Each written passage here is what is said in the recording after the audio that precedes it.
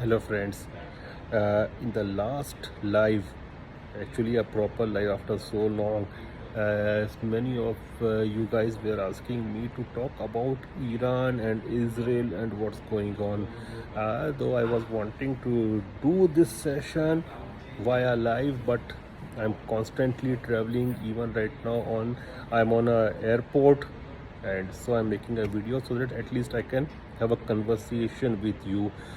So the temperatures are high between Iran and Israel, and I say it's a lukewarm war going on, and it's going on since last so many decades.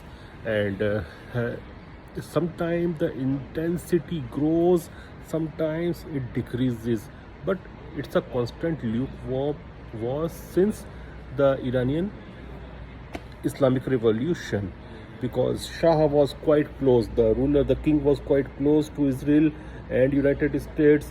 But then, when the revolution took place, they were on odds with both United States as well as Israel.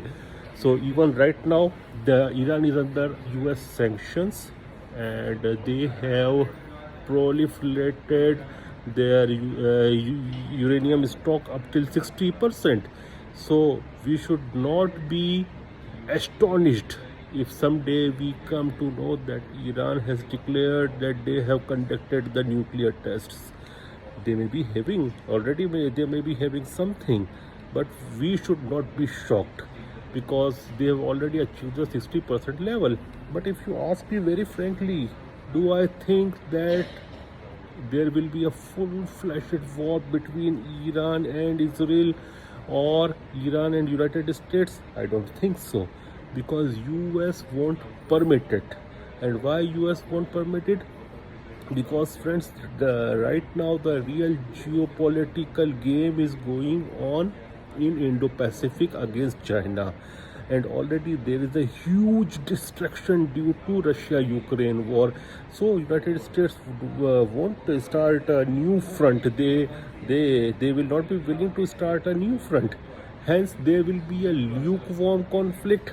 Maybe the warmth of the conflict may increase, the temperatures may increase, but I don't think that there will be a war.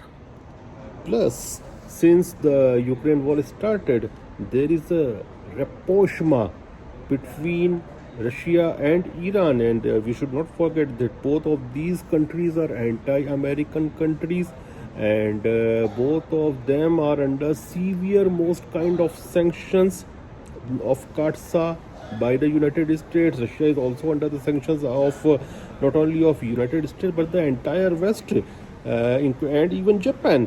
So they are under sanctions, but there is a rapprochement between both of them, and so much so that Iran is supplying drones to Russia. They may also be giving them missiles, short range or medium range missiles. So Iran is the only nation right now which is providing arms and ammunition to Russia. China is not doing that. Why China is not doing that? Because the entire Chinese economic model is based upon exports. So they don't want to come under sanctions because their whole economy may crumble. The kind of sanctions which are there right now on Russia, China cannot take them even for 6 months, because you call it anything. You call anything about Russian economy, but it is a food surplus and energy surplus economy, whereas Chinese economy is food-starved economy, import-dependent economy vis-a-vis food, energy-starved economy, highly dependent on energy imports. So China cannot take these kind of sanctions. So China is very religiously following those sanctions which are levied upon Russia by the West, but Iran is not. So first time we are witnessing that two states which are under American sanctions, the two states, one of them is a global power, that is Russia, and other one, the Iran, is a regional power. They are coming close, showing rapprochement, helping each other in war. They can be a big distraction if there is a war in the Middle East, another war in Middle East, then America cannot spend its resources in Indo-Pacific against China.